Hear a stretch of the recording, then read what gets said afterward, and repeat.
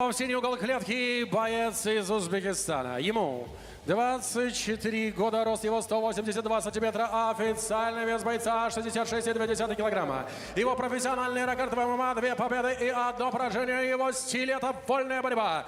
Дамы и господа, встречайте терминатор Абдувахаб Абдукадиров.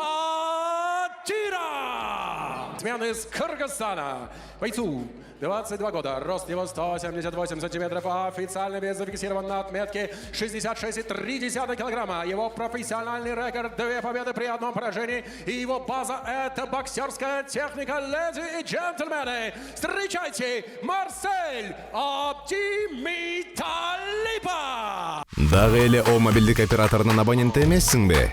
Мой О баары үчүн ылайыктуу. 10 миллион сомду баары утуп ала алат. Бадыраак Мой О супер тиркемесин жүктөп ал жана лотереяга катыш. Кызматтарга төлөө, дүкөндөрдө сатып алуулар, которуулар, бонустар, арзандатуулар, ыңгайлуу, жөнөкөй, чын жүрөктөн бир тиркемеде. Мой О менен миллиондорго көздөй. Ережені бұзбаймыз, мұқият тыңдаймыз. Бойцы правила знаем, не нарушая. Покажите красивый, достойный, самый честный бой. Удачи!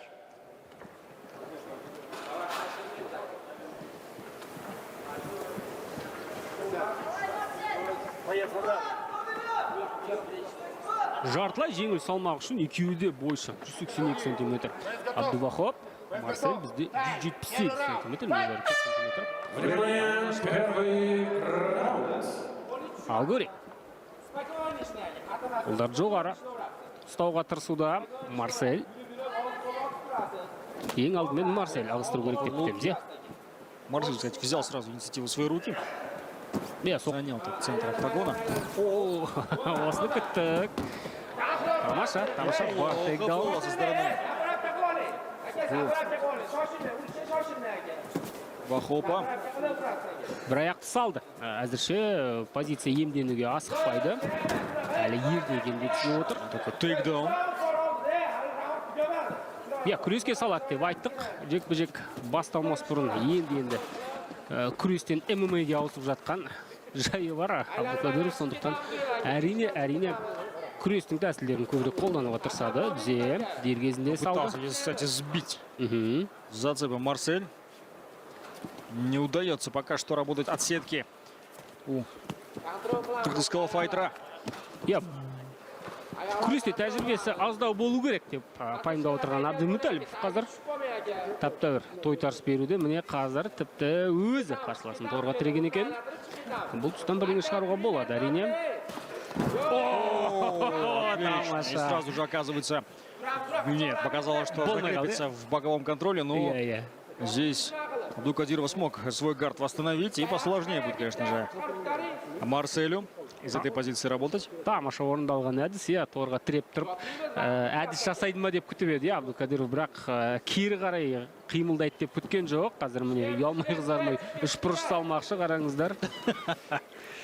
Кешіріңіз, бұл болмайды дейді Абдимуталип. Бірден қарсыласының бір аяғын басып, қазір гард айналып өтуге де жақын. Әсіресе партерде өте бір сауатты қимылдап отыр,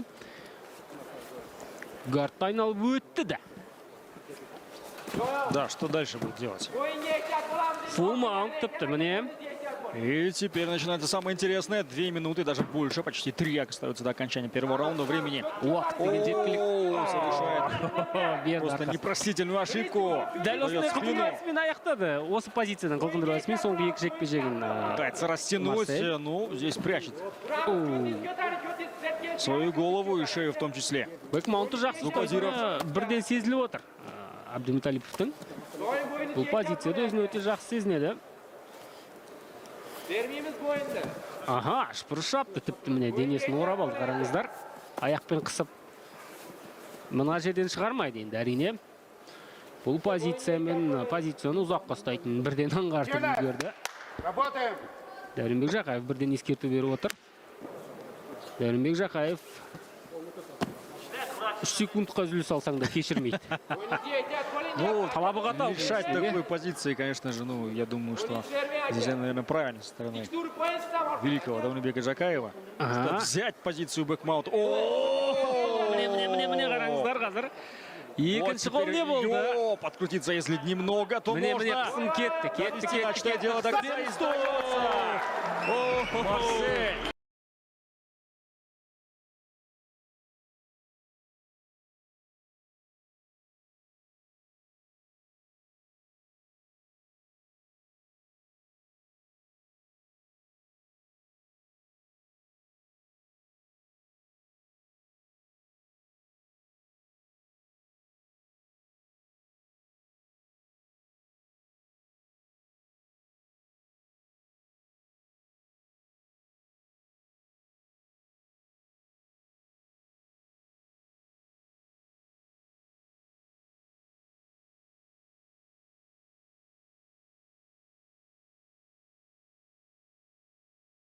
Уважаемые дамы и господа, рефери в клетке остановил этот бой в первом раунде на 3 минуте 25 секунде. Тем самым удушающим приемом Арнайчук победу одержал Марсель Абдимиталиев.